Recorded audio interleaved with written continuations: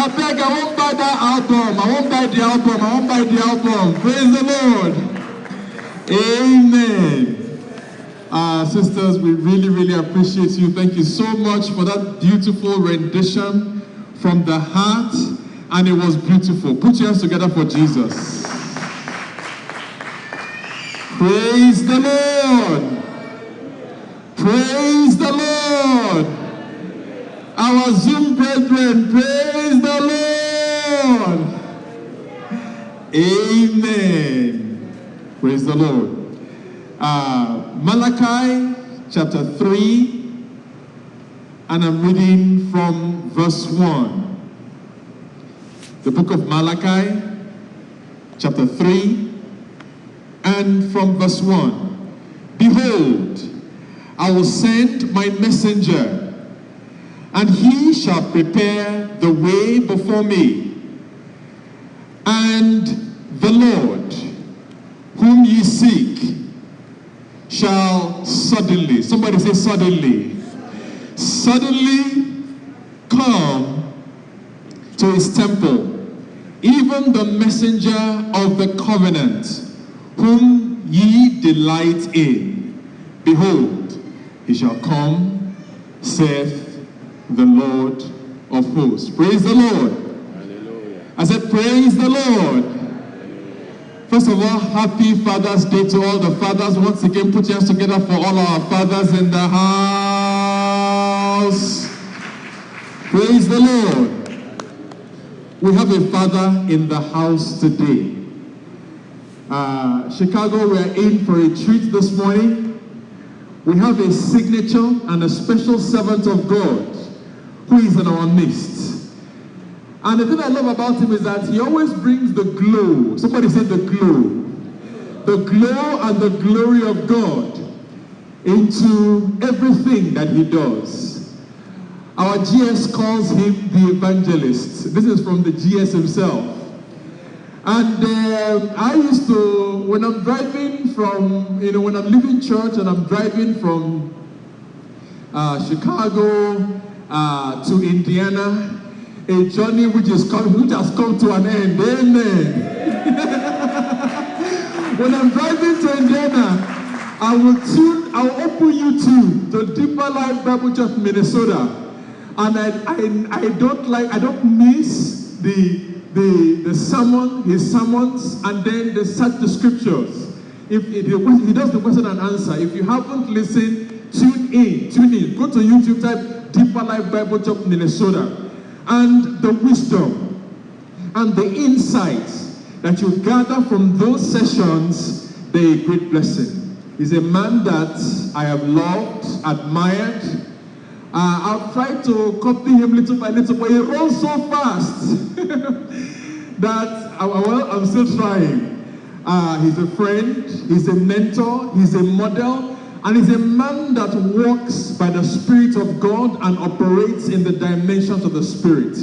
Please, Chicago, join me. Stand on your feet and welcome very warmly our regional overseer from the city of 10,000 lakes, from the city of Minnesota, Pastor Aki Adeni.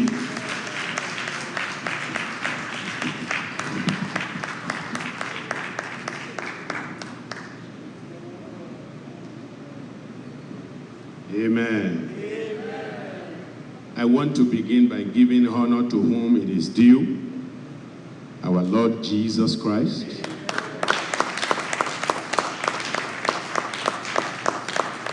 The Bible calls him the Father of light, yes, with whom there is no variableness, nor shadow of turning. It is a great day to be in your midst. And so I want to first of all honor the Lord Jesus Christ, who has given us the opportunity even to be able to stand before you. He's the beginning and the end. Amen. The wonderful counselor. Amen. He's the one that we praise. His name is highly exalted. He's the one that is hallowed. Amen. The bishop of our soul. The shepherd of our soul, the Alpha and Omega, the beginning and the end, He is greater than any great man. He is higher than the highest mountain. He is exalted above all things. He is the Father that we look unto, the perfect one, the sustainer, the convener, our fortress, our buckler, the one who sustains us, is our strong tower.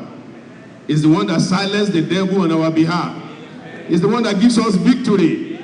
He is the eternal rock of ages, the mighty God, the deliverer, the provider, the sustainer, the only Son of God. Give him praise this day. Glorify his holy name this day. Magnify his holy name this day. Love him this day and praise him that his spirit will come down. His power will come down to visit us this morning, to be with us. He is the Father of light. He is the way, the truth, and the life. We give him all the glory. We give him all the honor. I don't know if you are tired of praising God, but I want you to really praise him. Because on this day that the whole world is talking about fathers, I know one Father, the everlasting Father, the Prince of Peace. The Bible says of his kingdom, it shall have no end. He is the one who was, he is the one who is the one who is coming, the ever-living one, ever-living God, the one who died, the one who was buried, and the only one who had ever risen from the dead. Give him praise on this beautiful day. Give him glory on this beautiful day. Magnify his holy name. Hallelujah. He is the voice of hope. He is the voice that speaks to you. He is the game changer. He is our refuge. He is the one that we run to at all times. He is the molder and the shaper of our life. Give him glory today. He is the only one that we need to praise. He is the only one that we need to praise. Let's praise him today. Ancient of days, ageless God, eternal God, excellent God, marvelous God, is the chief inventor, is the power of God, is the crucified one. He is our advocate. Give him praise today. The omnipotent, the omnipresent, the omniscient, the consuming fire, Adonai. Give him praise today. Give him praise, give him glory. The cornerstone, the prophet of prophets. Give him glory. Are you tired of praising God, brethren? Worship the name of the Lord this morning. You know, we are here today just because he rose from the dead. Otherwise, there will be no reason for you to be here. Praise the name of the Lord. Praise the name of the Lord. Magnify him. Jehovah Shalom. Hallelujah. Our defender, our redeemer. We give him praise. The Trinity in council. We give him praise. Our instructor and our teacher. We give him praise. We give him glory. The Savior of the world. We give him glory. Thank you, Father, this day. Thank you, Father, this day. Thank you, Lord. We give you glory. We magnify you. Hallelujah. In Jesus' mighty name, we have prayed. Amen. Father, how grateful we are this morning for who you are, for what you do. You are the ever-living Father. Always there, never leaving us. We are alive because you are alive. We are living because you live. We have hope because you are hope personified. We thank you for this beautiful day. Lord of glory, we ask that you will hide this tongue of clay, but through it, you will speak to your people. You will bless your congregation. I thank you for the brethren who are on Zoom, those who are on YouTube, those who are on Facebook, those who are on phone line, or by whatever means that our people are listening to your word. I pray and ask, Father of glory, Father of righteousness, with whom nothing shall be impossible. I ask that through whatever means possible to reach your people today, bring the blessing of today to them. Amen. Fresh blessing, new blessing that they have never had before. Deliver unto them in Jesus' name. Amen. We are grateful, Lord, for the answer to our prayer, because we are praying in Jesus' name. Amen. Amen. Please be seated. Thank you very much, Pastor, for the opportunity you are giving us to be here. And I want to thank all our pastors in the house, all our brothers, all our leaders that are in the house. We praise God for all of you. I want to state from the beginning that I actually don't have a message for you the way you want to look at it. What I have is what I call nuggets. Amen. Amen. Nuggets. Everybody say nuggets. Nuggets. I'm sure if you ask the children, they will tell you what nuggets are. They love it. And I'm praying that God will make this message a nugget. Something that will nourish you. Something that will inspire you. Something that will lift you up. Something that will encourage you in your journey. Even as we talk about fathers today, on this beautiful Father's Day. And may I say also, Happy Father's Day to all our fathers. Amen. Those who are here, those who are at home, wherever you may be, I pray happiness, joy, gladness will continue to be your portion in Jesus' name. We want to talk this morning, as I said, on wisdom nuggets for worthy fathers. Wisdom nuggets for worthy fathers. Why do I call them worthy fathers? The Lord has made you and I worthy of His grace, worthy of His goodness, because of what Christ has done. And so we are worthy as fathers in the faith. We are worthy through Christ. We are worthy of His grace. Because the Bible says, by grace are ye saved. And so if that salvation has come, it makes us worthy. It brings us to the blessedness of God, the goodness, the greatness, the godliness, the glory, the gains of the cross we receive through that goodness of God. And that makes us to be worthy. Ephesians chapter 5, I'm talking about fathers this day, worthy fathers. And this morning we have studied from the book of Ephesians, and I'm going to go back there, trusting God to give us some nuggets from the pages of the scripture. Ephesians chapter 5, the scripture says in verse 1, but be ye therefore followers of God as dear children, and walk in love, as Christ also has loved us, and has given himself for an offering and a sacrifice to God for a sweet smelling savor. We have this great example of the Lord, Christ Jesus, in the area of following. And he says, through the pen of Apostle Paul to the Ephesian church, he says, be ye therefore followers of God. So I'm talking about fathers this morning who are followers of Christ, faithful followers of Christ. I'm talking about fathers this morning who are available and they are able, and God has endowed them with ability to be able to carry out the responsibility that God has given unto them. I'm talking to you about fathers who are trustworthy, who are truthful, who are trusting in the Lord for every situation in their life. I'm talking about fathers this morning who are holy, who are honest, who are homely. Their hearts are at home. Because home is where the responsibility, the greatest responsibility God has given to a father is at the house, in his home. And so we are talking about fathers who are homely, who are holy, who are honest. We are talking about fathers who are encouragers.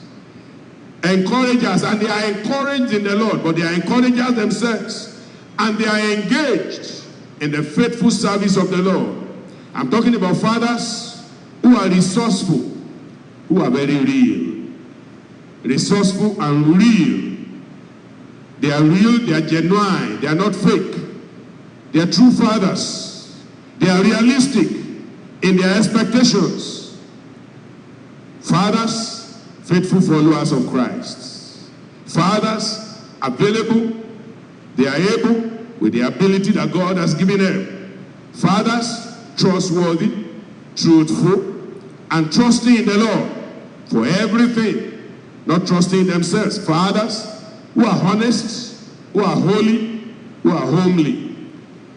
Fathers who are encouragement to everyone around them, especially beginning with their family, and encouragement to others, faithful people of God.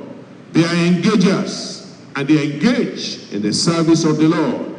I'm talking about fathers who are resourceful, who are real, and they are realistic. And so you see there in Ephesians chapter 5, it says, "Be ye therefore followers of God as their children." To be a worthy father is to be a follower of Christ, to follow the example, the model that Christ has given.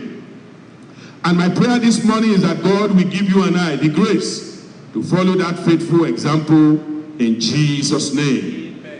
You can see in Ephesians chapter 6 again, as you read through all that Paul talked about concerning the family. Of course, towards the end of chapter 5, he talked about the wife, the husband, and then chapter 6, he talked about the children, and then he capped it up with verse 10. He says, "Finally, my brethren, be strong in the Lord and in the power of his might." Be strong. So finally, the last word for fathers is the one who is very strong. Number one, I begin with faithful, Ephesians 5:1, but then underneath it, and you can put so many other things within, underneath it, the S, the last S, is someone who is strong and sincere. Sincerity, very sincere to himself, sincere to God, sincere in his family. These fathers, they are the ones that are following the precepts of the Father of grace, of the Father of light, and they are encouraged in their work by God Almighty. But there's something that you see here that is very clear to you from the beginning. As you look at the responsibility of the fathers, you look at the responsibility of the mothers and their children. Here in verse 10, the Bible says, "Finally, my brethren," all of us together, it says, "Be strong in the Lord and in the power of his might." Be strong. Don't be weak. Be strong. Stand your ground and make sure that the enemy doesn't take from you what God has given you. Fathers, I'm talking about you now. Be strong in the Lord. The Lord has given you a home. Don't give the enemy the opportunity to take that home from you. And he will use subtlety. He will use strategy. He will use sorcery. Whatever he can get. He will even throw at you sin and shame. Whatever it is he can do, he will throw it at you to get your home from you. And you're going to see some examples in our message as we move forward. But the Lord is saying, in all of this, be strong. Tell the fathers, be strong. Be strong. It's not a season to be weak, my brother. It's not a season for you to say, well, I give up. No, the word of the Lord is telling you, be strong. Because Satan, your enemy, he has a plan. And that plan is to make sure that you don't possess that for which you are purchased. He has a plan.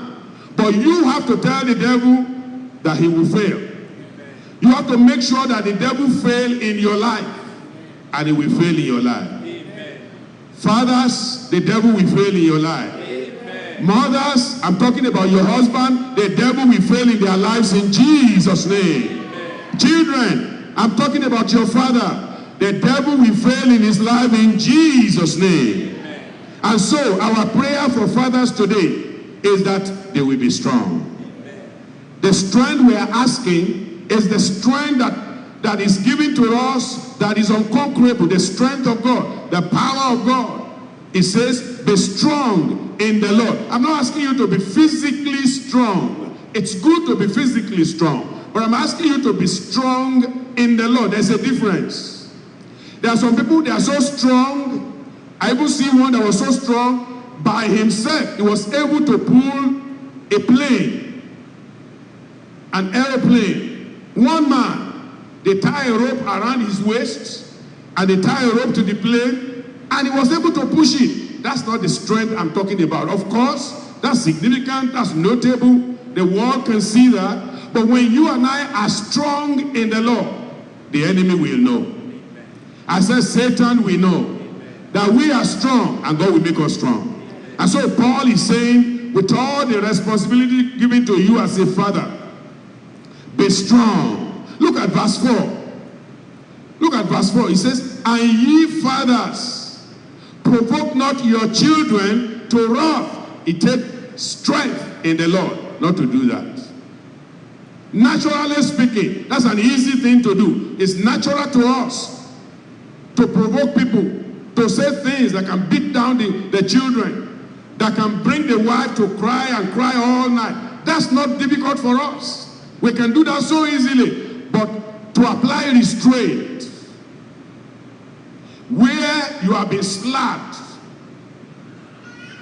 either physically or diplomatically, and now you feel like retaliating, the scripture says, be strong. Restrain yourself, be strong. When you are being insulted, where the enemy has buffeted you, and you are coming back, and instead of getting succor and encouragement, you didn't get that. Well, remember I said you are an encourager. So if you don't get encouragement already, you are an encourager. Encourage yourself. I said encourage yourself. Amen. The book of Corinthians says God has given us comfort. Second Corinthians chapter 1 in verse 3. It says God has comforted us so that we can become a comforter for others. Fathers, God has comforted you. Amen. I pray God will make you a comfort to your family. Amen. You will stabilize things in your family. You will lift up hands that are falling down in your family in Jesus' name. Amen. It says, and ye fathers, provoke not. Rather than provoke, promote. Amen? Promote spirituality. Don't provoke, but promote spirituality. Perfect spirituality. As you do that, the Spirit of God will help you in Jesus' name. Finally, my brethren, finally, our fathers, be strong in the Lord and in the power of his might. The reason why that is very important for you to be strong is because if you leave your house weak, outside there, you will not be able to fight with the strength that you need. And so when you get out in the morning, you want to tell yourself, be strong in the Lord. You say to yourself, I am strong in the Lord. Can I hear you say that? I am strong in the Lord. Sisters, you can say that for yourself. I am strong in the Lord. I am strong in the Lord. I am strong in the Lord. I am strong in the Lord. And in the power of his might. May the might of the Lord be given you in Jesus' name. Amen. And so we see here the admonition of the Lord. He says, be strong in the Lord and in the power of his might. Why? Put on the whole armor of God, that ye may be able to stand against the wiles of the devil. You are concerned about the home. Listen, let the issue of the home be settled. Leave it in God's hands so that you can be able to fight the good fight of faith. So that you can be able to face the real adversary. The wife is not an adversary. The children are not adversaries. The real adversary is who? Satan, the devil, and all his agents. And so for you to fight them and defeat them, you need allies. Amen. Amen. I said you need allies. Amen. Who need allies here? I need allies. Can I tell you who the allies are? Your wife. That's your right hand commander, captain, working with you, The Bible says she was given unto you for what? As a help meet for you. A help that is sufficient for you. A help that is suitable for you. So accept the help that God has given you. And when you accept the help he gave you here, heavenly help will come to you. Amen. Because the Bible says if you don't accept that one, your prayer will be hindered. So, number one, your first level of strength for this battle is your wife. Number two, your children. What did the Bible call them in the book of Psalm? What did he call them? Arrows. They are arrows. They are weapons. Hallelujah. Amen. Praise God. Let's look at it. I'll come back to this Ephesians. But let's go to Psalm 127. The book of Psalm. Because I need to make you realize you may be fighting the wrong person. And the real enemy is just standing by and he's saying, when is he going to be ready to fight me actually? Because he's just fighting his helpers. You will not fight your helpers. Amen. Fathers, you will not fight your helpers in Jesus' name. Amen. The help of heaven will be available to you. Amen. I said the help of heaven will be available to you. Amen. 127. It says, lo, in verse 3, children are a heritage of the Lord. When you see a man fighting, a father fighting his children, you know that something is wrong. It's not him, it's the devil. The devil wants him to fight what? His heritage. Think about it. The man's heritage, God says, are who? His children. But the devil will want him to fight the heritage. And the devil will want the heritage to fight him. Now, when the man and the heritage are fighting, are they going to be together? No, they are going to be scattered. You will not fight your heritage. Amen. Your heritage will not fight you in Jesus' name. Amen. Lo, children are heritage of the Lord, and the fruit of the womb is his reward. The reward that God has given you, the reward will not fight you. Amen. You will not fight your reward. Amen. You will not fight the blessing of God in your life. Amen. Look at verse 4. As arrows are in the hand of a mighty man, so are children of the youth. Verse 5. Happy is the man, happy is the father that has his quiver full of them. You know, lately there was a man. This is an aberration, but they call him the one that has the largest family in the whole world. I mean, you look at it, you are just wondering how one man, how? That tells you, not so much recommending what he did, but that tells you so much is in a man. So much is in that man that he can achieve if he just focus in the right way. Amen? Amen. There is so much planted in a man. There is so much treasure in a man that if that man just focus, he can get so much done. Because with God, how many things are possible? All things. So whatever you want, just focus on it. In righteousness and godliness, God will uphold you. Amen. God will succor you. Amen. He will cause you to succeed. Amen. In Jesus' name. Amen. So, the man wants to fight his heritage. You will not fight your heritage. Amen. The arrows that God wants to use to defeat your enemy, to silence your enemy, you want to fight the arrows, it shall not be so for you in Jesus' name. Amen. The Bible says, happy is that man, is that father that has his quiver full of them. They shall not be ashamed. You will not be ashamed. Amen. Fathers, you will not be ashamed. Amen. But they shall speak with the enemies in the gate. Hallelujah. Amen. They shall speak with the enemies in the gate. I mean, think about Jacob and all his children. And look at those generations today. Of course, we are coming from Abraham. That's just one father. To Isaac. To Jacob. But think about the generation all the way to you and I. The blessing that one man can be to the whole world. You will be a blessing to this generation. Amen. Fathers, you will be a blessing to this generation. Amen. In the name of Jesus. Amen. So we see very clearly it's the plan of the enemy to cause trouble, to make sure that things don't work for the fathers. But as God liveth, things will work for our fathers. Amen. Glory will be upon their lives. Amen. Goodness of God will compass them about. Amen. Gladness all the days of their life. Amen. In the name of Jesus. Amen. So this morning, we are going to just look at three things quickly. Number one is the warfare against fathers. Warfare against fathers. Number two, we want to talk about the watchfulness of fathers. And in all of these messages, if you are our sister, mothers, children, you are in this. Amen. I said you are in this. Praise God. Because as we are talking about the Father, what the Father has produced is part of what we are talking about. Praise God.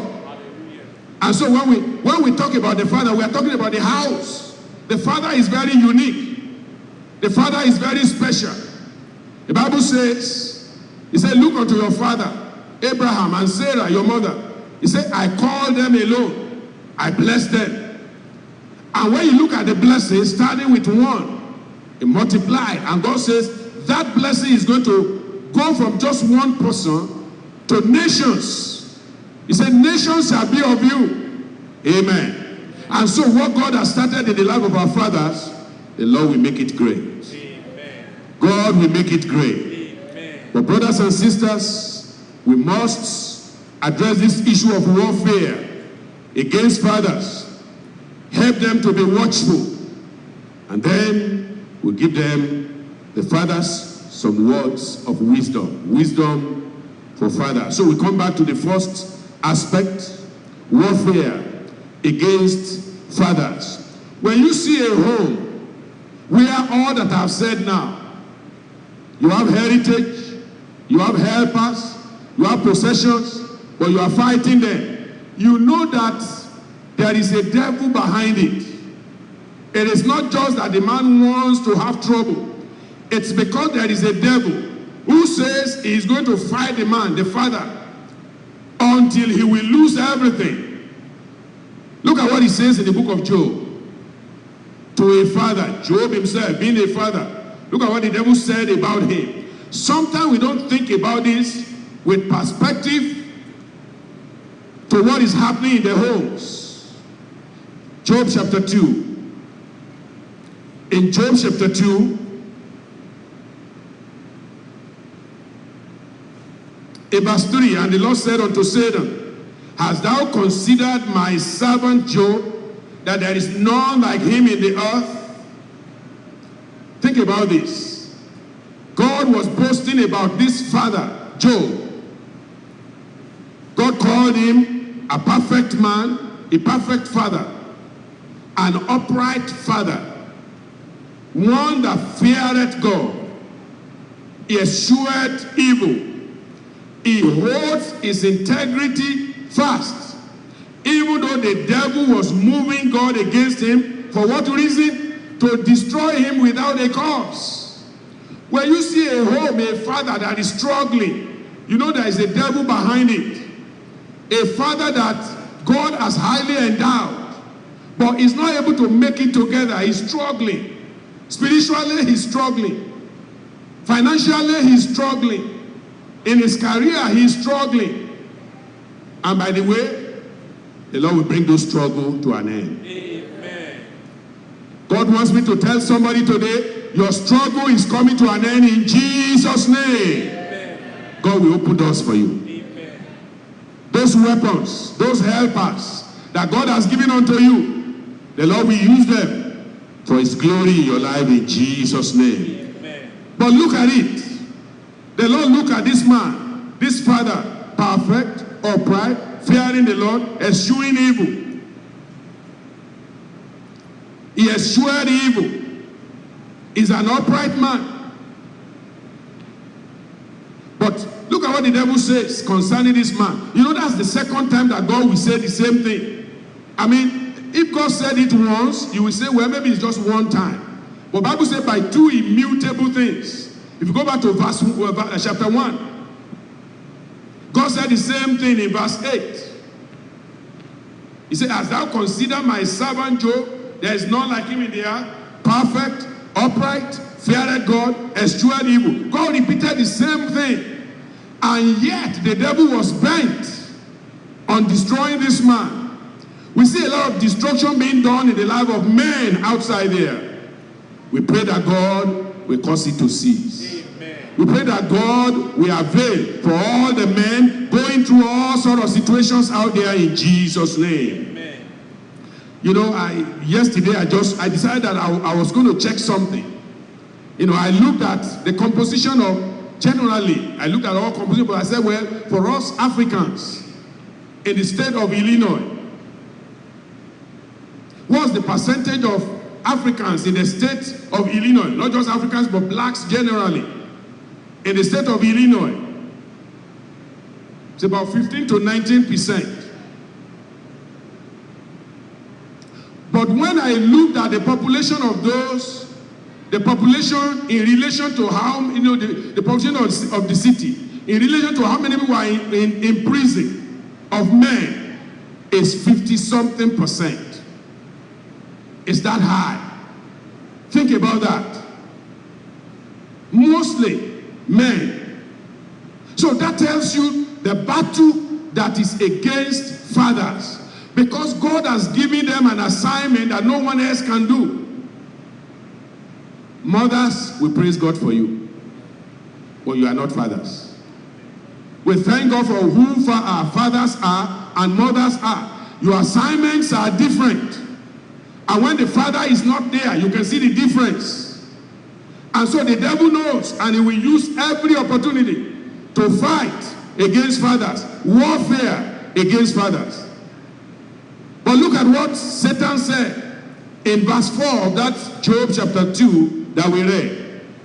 And Satan answered the Lord after God has posted about this man. You know, because sometimes we say it's because the man is not doing right, the man is this, the man is that, that's why, you know, everything is not working. No, that's not the reason. It's that there is a devil out there that is bent on destroying things.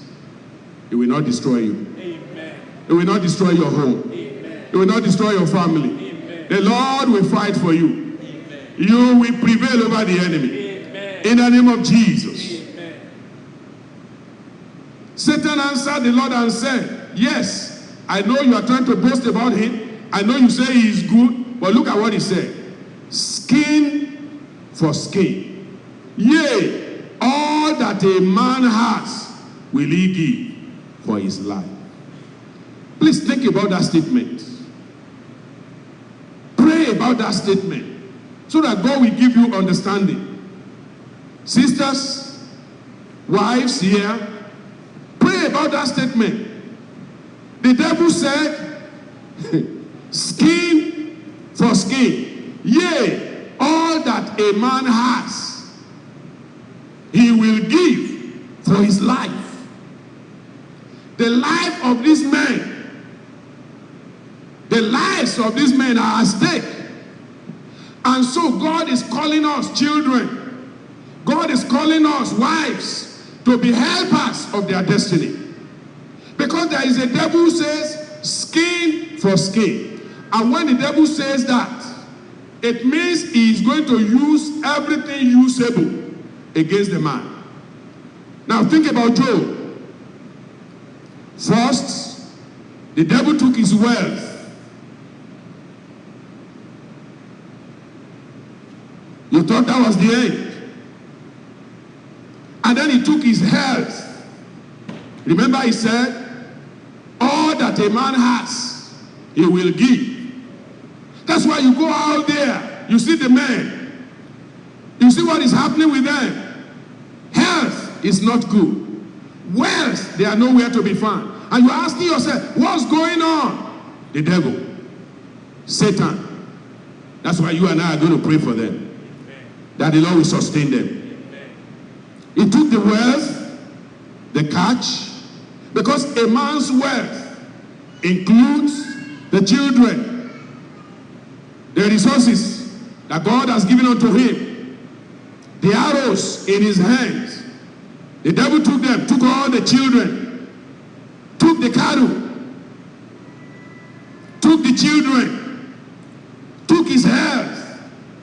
And then he said, this last one, he even attempted to take the wife. All that a man has, the helper, the heritage. All that a man has, if possible, the hope of heaven, the devil will like to take it, but he will not succeed. Amen. In the life of our fathers, he will not succeed. Amen. In the life of our men, the devil will not succeed. Amen. In the name of Jesus. Amen. He attempted it, but praise God that even in the midst of his travail, wisdom prevailed. That Job did not fight the wife. He simply told her, when she said, curse God and die, because when the woman said that, many a time it's so easy to go and blame the woman. Why are you speaking? Why would the woman say that? There is a devil behind it. There are times women at home say things, when they themselves think about it, they are asking, where did that even come from? When the tongue is not under control, when the devil is in the details of things in the home, before you know it, you start saying things that you yourself will even regret later. The woman said, curse God and die.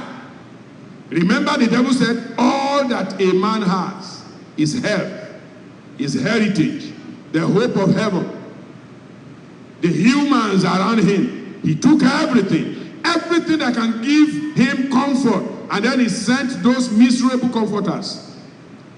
4 of them. Of course, 3 of them spoke early. The last one, the smallest one, the youngest one didn't speak much until the end. And he started buffeting him, heaping damnation, condemnation upon him. All that a man has, the devil will want to take. But as God lives, hope of heaven, he will not take from us. Amen. Holiness and righteousness, he will not take from us. Amen. So we see that the warfare is very strong, and you and I need to be very careful so that we don't contribute to it in the home. Now, am I saying that the woman is not going through warfare? No, you are. Am I saying the children are not going through warfare? You are. But listen, there's a proverb that says, the fish rots from where? The head. If you are able to do something to the man, you can destroy the whole. So God is telling us to be wise and to be aware of the warfare. And because there is warfare, that's why the scripture tells us in that Ephesians, again, we go back, Ephesians 6, it says, if you walk as man, you will die as man. But if you walk in the Spirit of God will preserve you. Amen. I said the Spirit of God will preserve you. Amen. The grace of God will preserve you.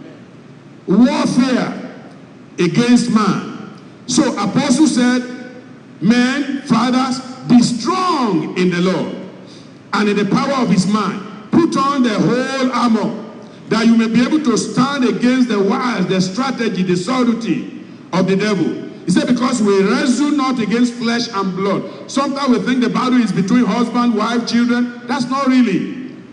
That's distraction. That's to distract you from really understanding the real battle. The real battle is with the devil. He's just using distraction. You know, thieves, they perfected that strategy too. You know what they do? If they want to go and get something really big, they go to an extreme end, other side of the city, and they will send some of their gangs to do something bad. Then police will be running over there. While everyone is concentrating on this other side, they finish the evil job on this side. So in the home, the devil does that too. He is actually doing his dirty work, and he doesn't want the man to pray. He doesn't want the man to persevere. He doesn't want the man to pursue and prevail over him, and so he will distract him. The wife will say something, the children will do something, and then the man is busy with the ones who are not enemies, is busy fighting the heir, is busy fighting the heritage, is busy fighting the helper, and the devil himself is left scot-free.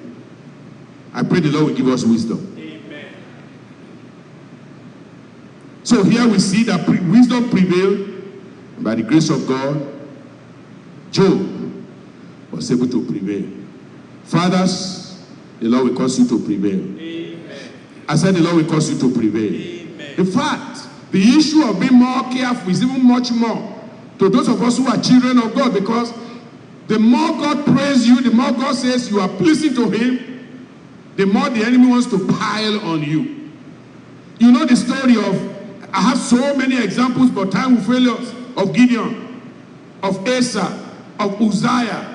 These were men that did well, but somewhere along the way, in the case of David, the Bible says, Satan provoked him. 1 Chronicles 21. Satan did what? He provoked him. Provoked him. He said, I'm going to get him to do something wrong. Because if I can't get him, God must get him. And so many a times, fathers in their home, you know, when the devil knows that you are in the right path, he wants you to stray away from God. Because the moment you stray away from God and from his protection, then he can begin to send his arrows in your direction. And he knows that the covering will not be there. Haven't strayed away. You will not stray away. Amen. But look at Noah. Let me read quickly some areas before we move on. Look at how God praised Noah. Genesis 7.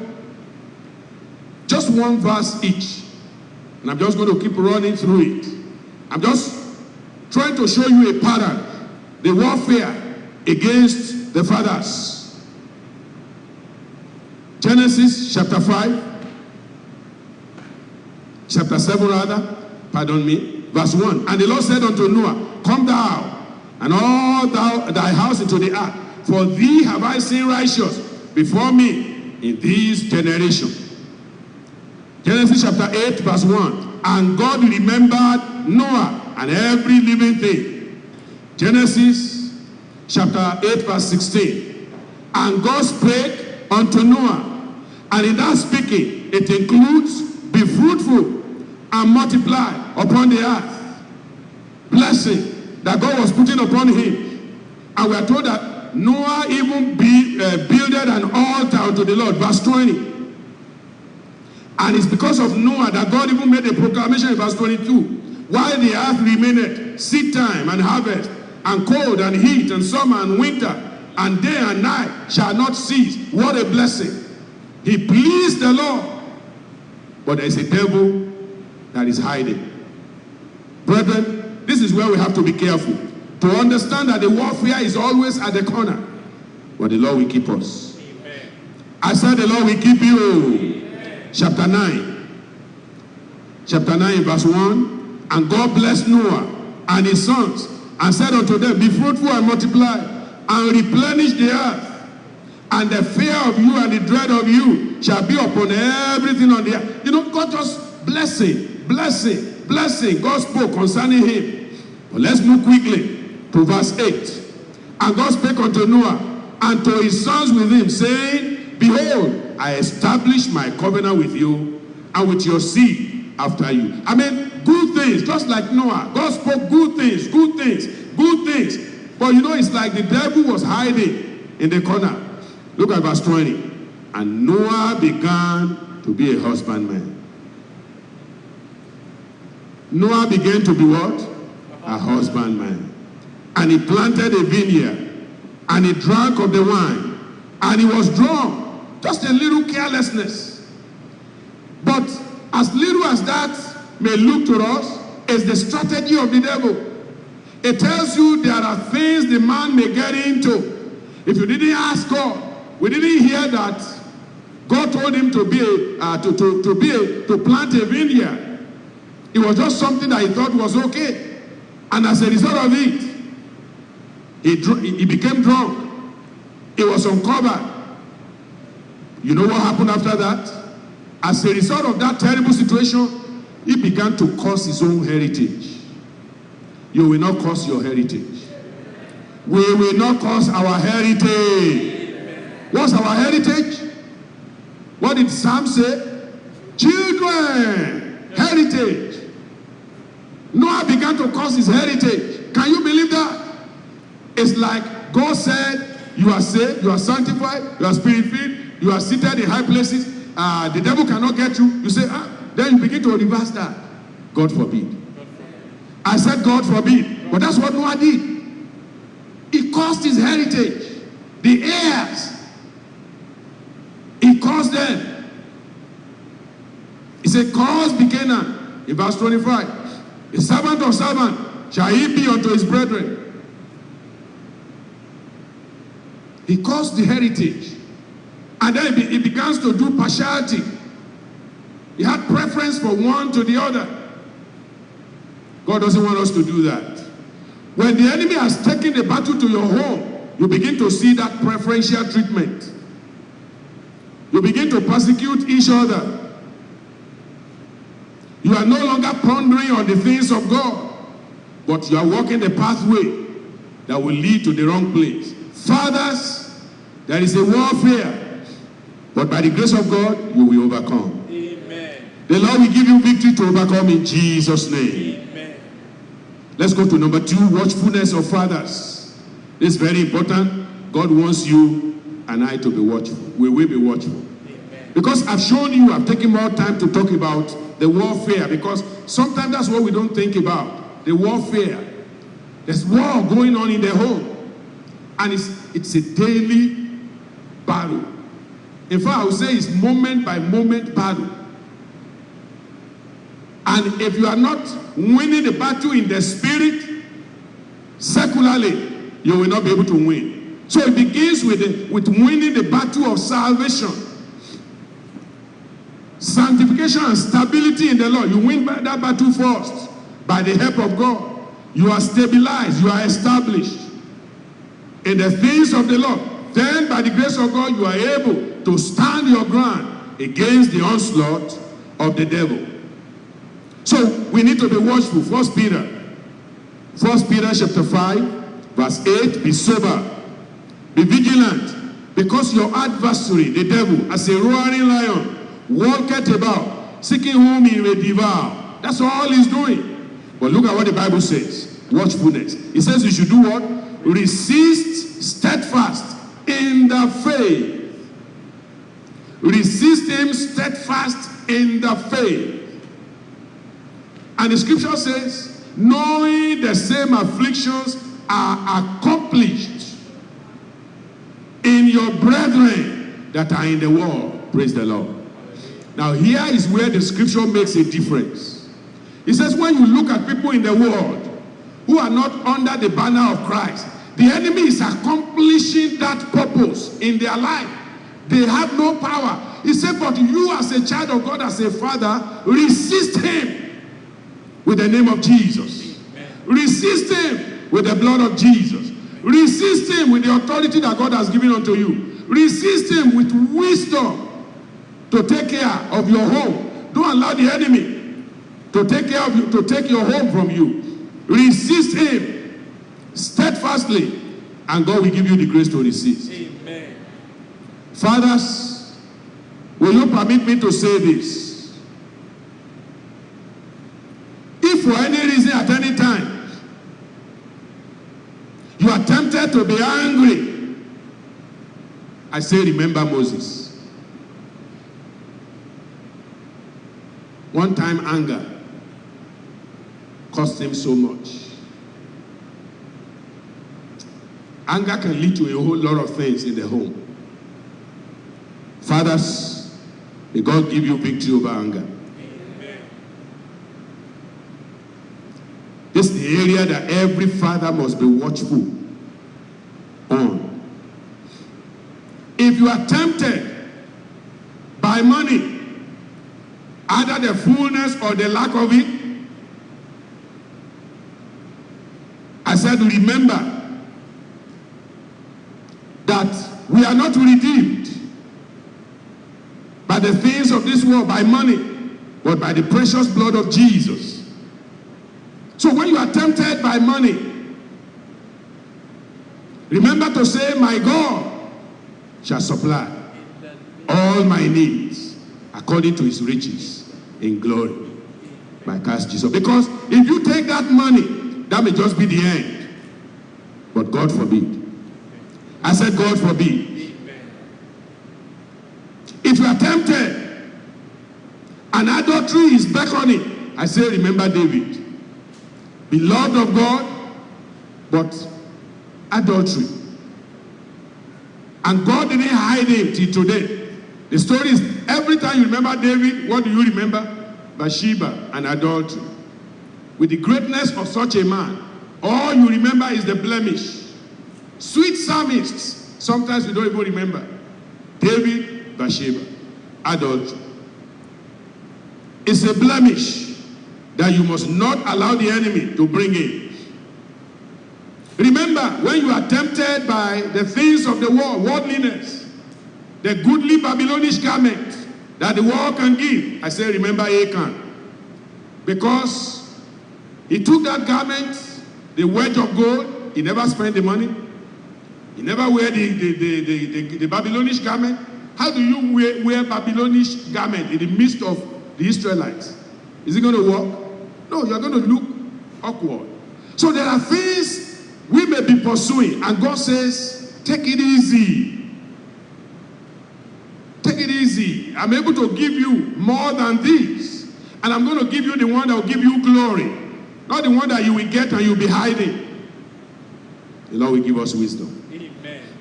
This is why we need to pray for the fathers.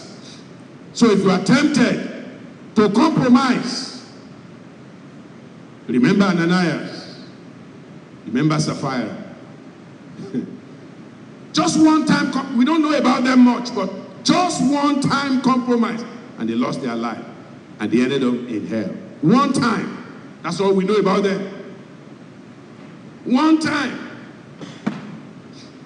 Brethren, if you are tempted to give a false accusation against somebody, you better be careful. Because Korah, Dathan, and Abiram, they tried it. So let's understand that the war is real, the battle is real, the warfare is real. But let's be watchful. God will help us to be watchful. Amen. God will help you to be watchful. Amen. The grace of God will sustain you. Amen. The Spirit of God will sustain you. Amen. The power of God will lift you up. Amen. You will not fail. Amen. You will not fall. Amen. In the name of Jesus. Amen. You will not be like Esau. You will not be like Uzziah. Amen. Oh, you say, Pastor, what about them? They were fathers who failed at the point of their life where they should not fail. There are some failure that come to you and you say, well, I had nothing anyway, so. But failure comes to some people. It comes at a time where, for example, Uzziah, 2 Chronicles 26. Let me read it for you before we move to our last point. 2 Chronicles 26. 2 Chronicles 26. If you are hearing about somebody who was marvelously helped, that was Uzziah. The miracle and marvel of God just came upon him, and God helped him. God will help you. Amen. God will help our fathers. Amen. God will help our children. Amen. God will help our home. Amen. In the name of Jesus. Amen. But be watchful as a father. Be watchful as a leader. Be watchful even as a wife in the home. The Bible says in 26, it says towards the end of verse 15, he was marvelously helped till he was strong. That's the best way to describe Uzziah. But he was not watchful. Look at verse 16. But when he was strong, this is where the problem is. Not in weakness. Not when he was poor. He could manage poverty.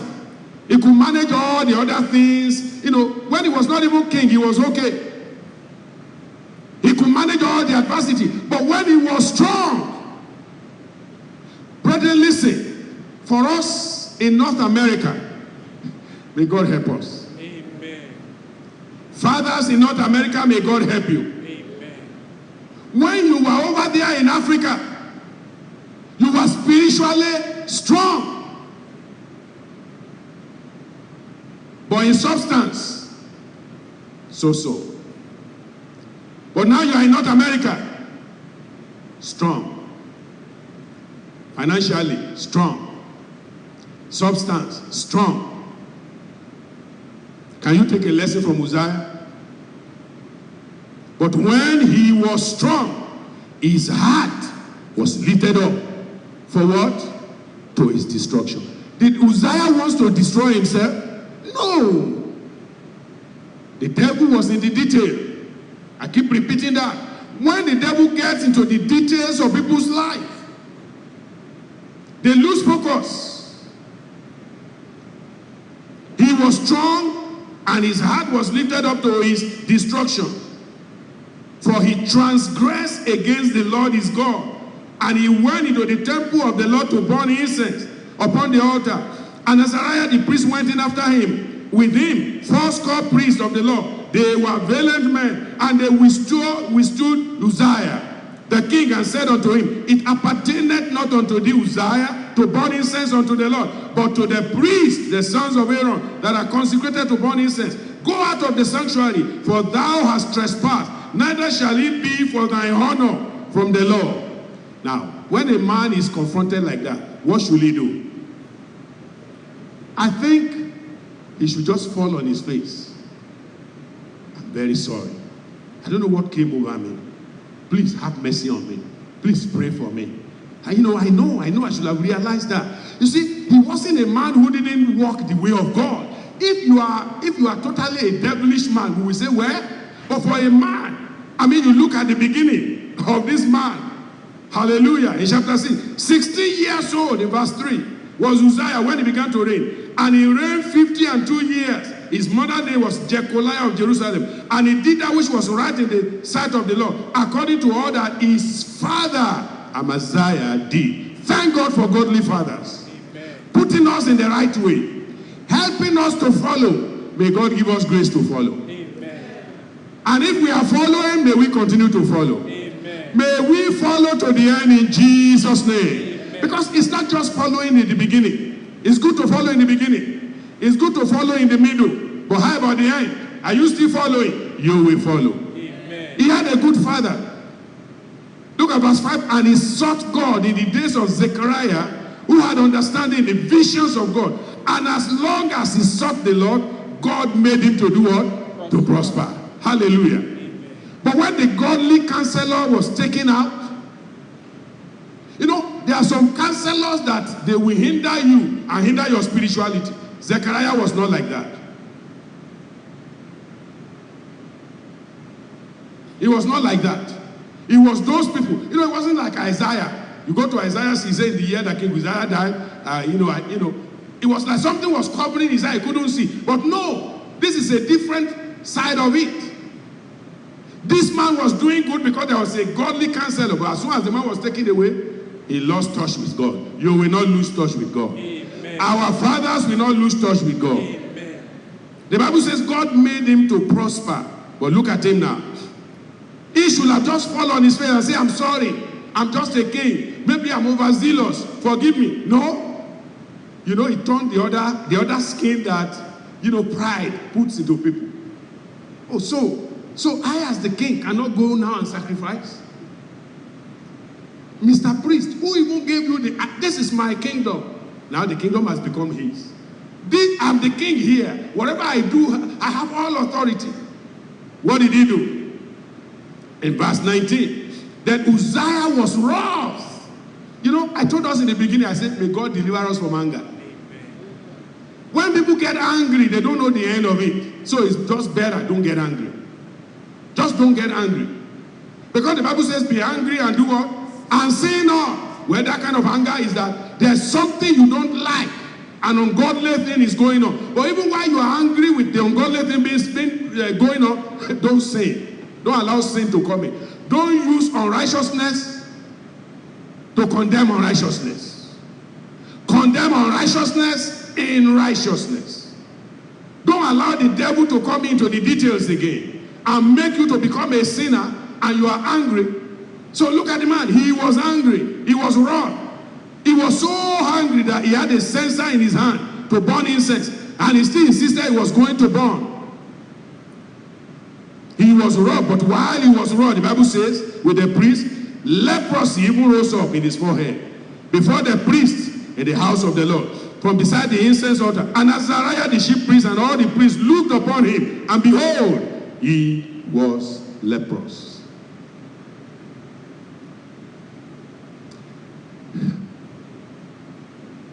There are many fathers today who are lepers, spiritually speaking. They've been ostracized from their home. There's no peace, there's no joy. Even the fellowship of God's people, they can't come. They are hiding. But they are, by the authority of the word of God today, they are coming out. Amen. Church, such fathers, such men, the Lord is bringing them out in Jesus' name. Amen. Whatever it is that the devil has done in their home, an end comes to it from now. Amen. The authority of God arises in their homes and puts an end to the work of Satan in Jesus' name. Amen. The warfare is real, brethren. Let's be careful. God will give us grace. Amen. Let me read Hebrews 12 and then look at the last point. Hebrews chapter 12. Hebrews chapter 12.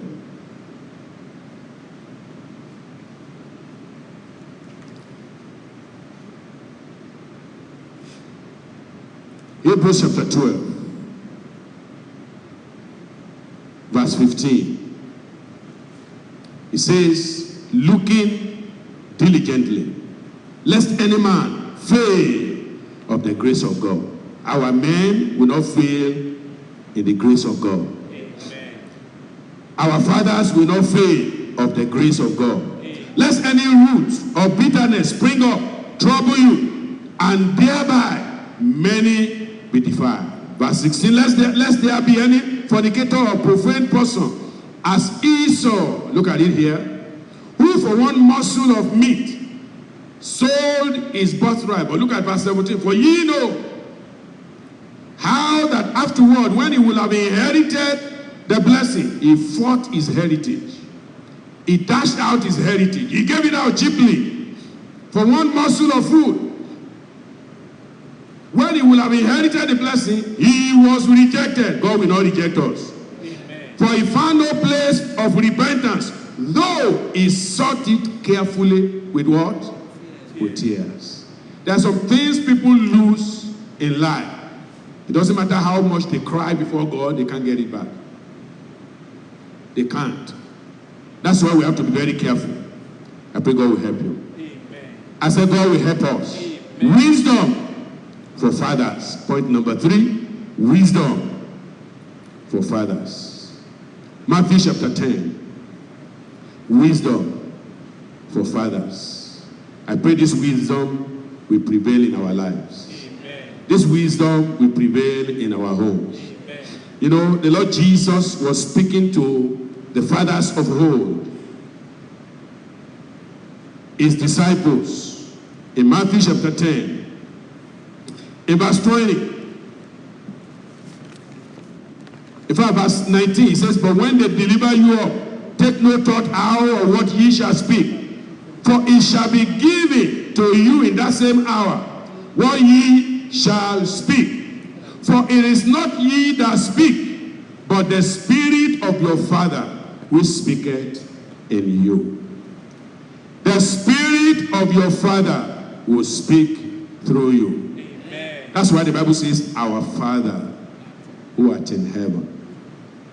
The real Father that you and I must make our model is the Heavenly Father.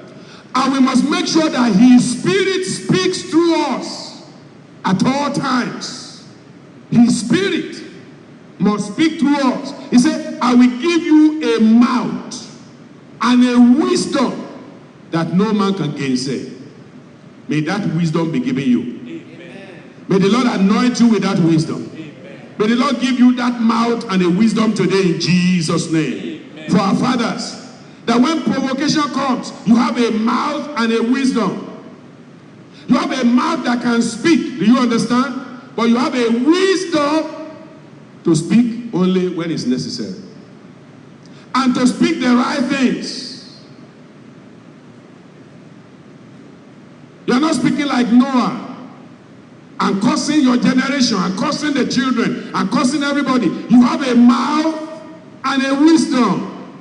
The wisdom is controlling the mouth. The mouth is not controlling the wisdom. So you are able to speak the right word at the right time to those who are weary. That's what the Bible says, as we go back to our passage that we read today in Ephesians. It was telling the fathers not to provoke their children. The only fathers who can do that are those who have the wisdom and a mouth controlled by that wisdom. And so there will be no provocation. Look at it, Ephesians chapter 6, in verse 4. And ye fathers, provoke not your children to wrath. Don't provoke your heritage to the point that they don't accomplish the purpose that God has prepared for their lives. But bring them up in the nurture and the admonition of the Lord. And then you back up to chapter 5. Wisdom for fathers. He calls them husbands. He says, love your wife, even as Christ. Amen. Amen. Even as Christ. For greater love has no man than this, that a man will give himself for his friends. You were my servant, but now I call you friends. Love your wives. Love your children. Because when you love your children, God says it will sanctify those children. I thought I would hear an amen. Amen. It will cleanse those children. Amen. It will wash them by the washing of the water of the word. By washing of water by the word. God says it will present your children glorious. Somebody say glorious. Your children, glorious. Your children, gladdening. Your children, great. Your children, growing in the Lord. God says, I will present them glorious. No spot, no wrinkle, no such thing. But they will be holy. Our children will be holy. Amen. Our home will be holy. Amen. Our family will be holy. Amen. Without blemish. That's the example God has given us. May that example prevail in our homes. Worthy fathers, I bless God for all of you today. You are worthy because God has made you worthy. I said God has made you worthy. You will remain worthy forever in Jesus' name. I said you will remain worthy forever in Jesus' name. Why do I say you are worthy? Because God has made you worthy. God has prepared you worthy. God has made sure that all that you need for life and godliness, they are given unto you. From today, the Lord will begin to make you worthy. Amen. And we will count you as worthy fathers in the name of Jesus.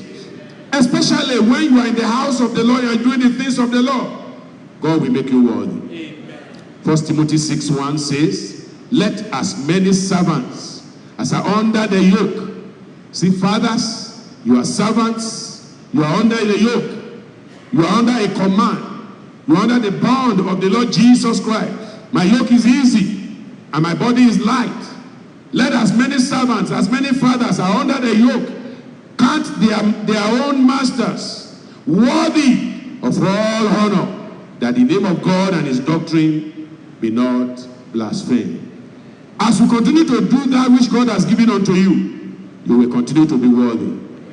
The word of God says in Revelation 3:5, thou hast a few names, 3:4 rather, in Sardis. I think I can say in Chicago. Several names in Chicago.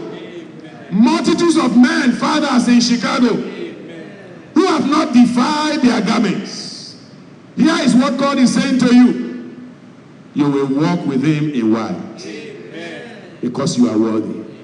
You will walk with God in holiness and in righteousness and in grace and glory. So shall it be for you. So shall it be for you. Rise up, we are going to pray. 1 Timothy 5:17 says, let the elder that rule well, the fathers that rule well. Fathers, you are ruling your house well. You are doing the will of God well. Let the fathers that rule well be counted worthy. God has counted you worthy. Worthy of double honor. I said double honor. Double honor. He said, especially those who labor in word and doctrine. May God honor you today. Fathers, may you be honored. May your wives be honored. May your children be honored. May the grace and the glory of God be upon you. In the name of Jesus. Open your mouth and begin to bless God. Bring the blessing of God upon yourself. Bring the blessing of God upon yourself. Give him glory and praise. Give him honor. Father in heaven, we thank you. We bless you on behalf of our fathers. Hallowed be thy name, Father. Hallowed be thy name, O Lord, on behalf of our fathers. Father, we thank you because your will is being done here on earth. And in the life of our fathers, your will continue to be done. Lord, we thank you for your will being done in the life of our fathers, in the life of our families, in the name of Jesus. Father, I pray that every day, Lord, as you have forgiven us, as you have cleansed us, as you have drawn us to yourself, Father, on a daily basis, your will be done in our life.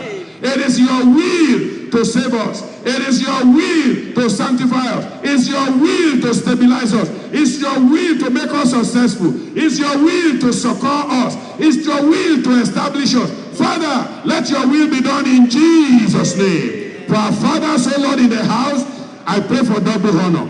I pray for double blessing. I pray for double grace upon their lives in Jesus' name. Let the glory of God come upon them. Let the power of God come upon them. Father, I pray for fathers who may be in debt. I pray for fathers who are in distress. I pray for fathers who are disillusioned. I pray for fathers who are dominated one way or the other. I pray for fathers who are going through demonic oppression. I pray for fathers upon whom the demand of life have become heavy. Oh, you said my yoke is easy and my body is light. Oh, Father, I'm asking and praying for such fathers, for such men. Take away the yoke in Jesus' name. Take away the burden and affliction of life in Jesus' name. Father, lift them up. Father, lift them up. In the name of Jesus. The Bible says in 2 Peter 2:9, it says God knows how to deliver the righteous. But I'm asking right now, deliverance from above. Deliverance from above. Deliverance from above. Everyone that is dominated and kept down by the spirit of the world, by the demonic spirit of the age. Oh God of glory, I'm asking and praying. I decree their freedom now in Jesus' name. Father, where the enemy has replaced in their heart his own spirit, because Jesus told the disciples, the spirit of your Father will speak through you. Yes. Father, I ask right now, by the authority that is in the name of Jesus, that Father, everyone that is under the demonic oppression, let the Spirit of God, let the Spirit of Christ, the Spirit of deliverance, the Spirit of possibilities and breakthrough, let that Spirit come upon them in Jesus' name. Where there is blockage, we remove the blockage. Where there is sickness, we command it to go. Where there is affliction, we command it to cease and to end right now in Jesus' name. Lord, move your children up. Move them forward. Move them forward. Onward and upward in Jesus' name. Father, I pray for this family the father is under serious darkness. And the rest of the family, they're just groping all around. But now, the darkness has ended. Light has come in Jesus' name. The Bible says, the light cometh, and darkness comprehend it not. Oh Lord, I'm praying for this family, that darkness has prevailed. Oh God, and as many families may be under the darkness of satanic oppression, let there be an end now, in Jesus' name. All the yoke of the enemy, all the manipulation of the enemy in the family, Father, I pray right now, bring an end to it in Jesus' name. This specific individual that the devil has afflicted, the sickness is so bad, the man has lost hope. He has lost his health. It's just between heaven and earth. But Father, the Bible says, thy will be done in heaven as it is done here on earth. Father, I pray right now, wherever the families have been captured, the individuals are bound down. Liberty from heaven. Amen. Grace from heaven. Amen. Angelic visitation from heaven. Amen. Divine assistance from heaven. Amen. Father, I pray, grant to them in Jesus' name. Amen. Lord, right now, let there be breakthrough. Amen. In every family. Amen. In every home. Amen. Those who are sick, release them from the power of the sickness in Jesus' name. Amen. Let the balm in Gilead break every yoke in every life. Amen. Release your people in Jesus' name. Amen. Father, we pray against blindness. Not just physical blindness, but spiritual blindness. Father, I'm asking, because the blessing is right by this individual, but he cannot see it. He cannot see it. It's like he's, as we said in the message, he's fighting the heritage. Oh God of glory, open their eyes. Open their eyes. Father, open their eyes. Take the covering away. The glory that is to be revealed, the enemy will not cover it up. Let this individual see the glory. Every soul that is about giving up now, I give you hope. Hope has a name. That name is Jesus. Amen. Mercy has a name. That name is Jesus. Amen. Healing has a name. That name is Jesus. Joy has a name. Peace have a name. Oh God of glory, I'm asking and praying right now. Everything that is lacking in every family, supply now in Jesus' name. Be glorified in our midst. Hallelujah. Thank you for the answer. Hallelujah. We bless and glorify you. Make this a day of joy. Hallelujah. And let the joy of today continue forever. Blessed be thy holy name. For those who are online, Father, I stretch my hand towards them. All the blessings of the deep, blessings of the womb, blessings of the earth, blessings that come from heaven, all available blessings that you have made possible for men, grant unto every one of them in Jesus' name. For all of us in the service today, give us a testimony. We'll come back and glorify you. Thank you for the answer. Thank you, Lord. We give you the glory, Lord. Yes, Lord. In Jesus' name, we have prayed. Amen. The people of God said,